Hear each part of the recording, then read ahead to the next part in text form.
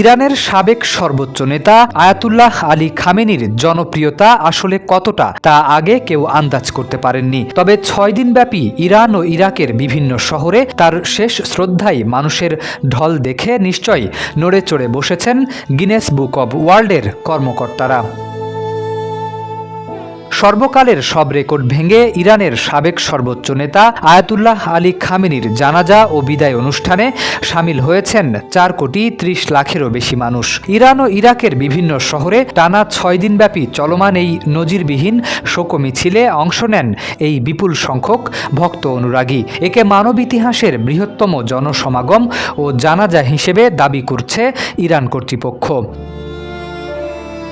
ইরানের farce news agency জানায়, Tehran, কোম, নাজাফ, কারবালা ও মাশহাদ এই ৫ শহরে অনুষ্ঠিত হয় ঐতিহাসিক বিদায় ও দাফন প্রক্রিয়া। এর মধ্যে কেবল ইরাকের নাজাফ ও কারবালাতেই প্রায় ১ কোটি মানুষ অংশ নিয়েছে বলে দেশটির প্রধানমন্ত্রীর কার্যালয় নিশ্চিত করেছে।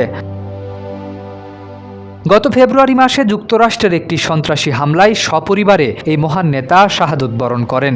দীর্ঘ প্রতীক্ষার পর গত শুক্রবার থেকে শুরু হয় তার শেষ বিদায়ের আনুষ্ঠানিকতা, যেখানে বিশ্বের ৪৫টিরও বেশি দেশের রাজনৈতিক নেতৃবৃন্দ এবং ৯০টিরও বেশি দেশের পণ্ডিত ও প্রতিনিধিরা অংশ নেন।